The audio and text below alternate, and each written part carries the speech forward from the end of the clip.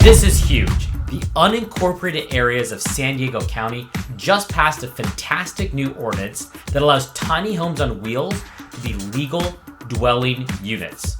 Let's walk through it.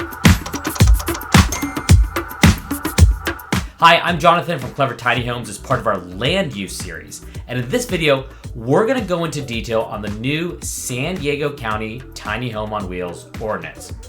Let's start at the top. Unincorporated San Diego County has made the determination that tiny homes on wheels which meet certain requirements qualify as a dwelling. Now, that might seem obvious, but it's actually a big deal.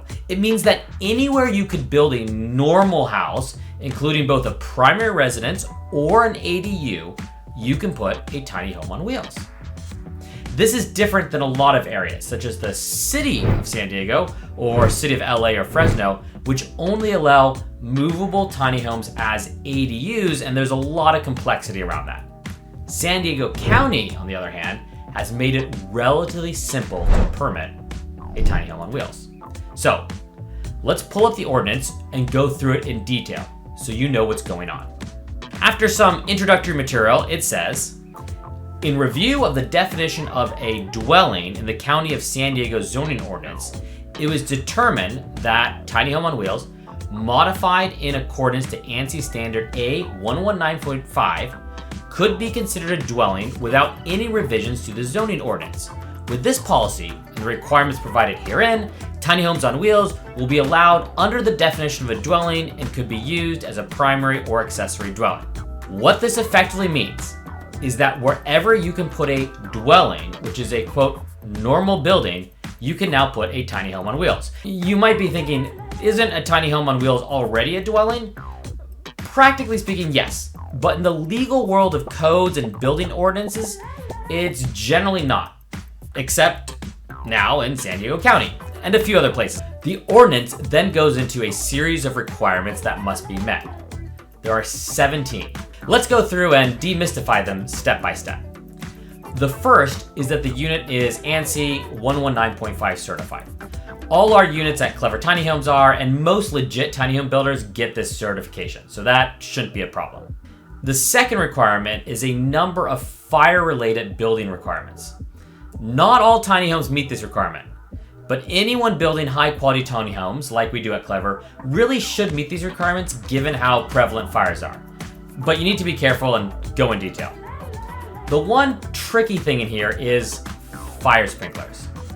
What they're doing in this ordinance in terms of fire sprinklers is basically matching California building code, which says new buildings have to have fire sprinklers except ADUs where the primary dwelling does not already have a fire sprinkler.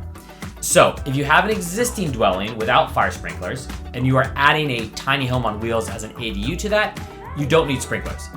Otherwise you do. Sprinklers are a complex topic, but there are some new sprinkler technologies that simplify installation. We'll be covering that in another video. Moving on. The ordinance then outlines the maximum size of the tiny home, which is actually a bit redundant because the ANSI 119.5 standards from requirement number 1 actually restrict this as well. But it also restricts the minimum wall installation to R13. R13 is really the very minimum you should have anyways, and if you don't want to pay a fortune for heating and cooling, you should really look for more insulation, at least in the roof and floor. At Clever, we go far beyond these values. Requirement 4 specifies that it must be registered with a DMV. So again, make sure your tiny home comes from a legit company, which is a licensed DMV dealer and can issue the DMV documentation. 5 and 6 are basically making sure the tiny home isn't just a modified RV. 7 requires that the tiny home is 6 feet from any other structure. This is pretty consistent with most other zoning rules and isn't really special to tiny homes. Requirement 8 is important. It basically says you have to put the tiny home on pavement, so you can't put it directly on dirt or gravel. However, the type of cement they are specifying here is a lot less expensive than a foundation for a house. So yes, you have to have cement, but it's not a full-out foundation. Requirement 9 is the big one. The tiny home has to be connected to utilities with permits. You have to have permits for water, sewer, and electrical. San Diego County does allow solar and septic as alternatives to municipal power and sewer, but they have to be permitted. Again, not hard to do, but it's something to keep in mind. Requirements 10 through 13 again deal with fairly basic and standard requirements around the construction of the tiny home that most tiny homes meet, including all the ones we build at Clever. Requirement 14 basically says that if you are using the tiny home on wheels as a primary single-family home, it needs to meet all the zoning requirements of a single-family home. In other words, you can't do anything special with the land other than that the tiny home on wheels is allowed. Requirement 15 and 16 deal with parking. If you install a tiny home on wheels as an ADU, you don't need extra parking. However, the tiny home on wheels cannot take up existing parking spaces. Finally, 17 just reiterates that the tiny home on wheels doesn't change anything about the county zoning. Now, that might seem like a lot, but it's actually fairly straightforward compared to building a normal building, and really makes tiny home on wheels a super easy and affordable way to build both primary dwellings and ADUs in San Diego County.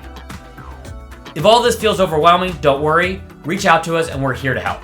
But we wanted to make this video to make sure you can understand the details of what this exciting new ordinance allows. Thanks for watching.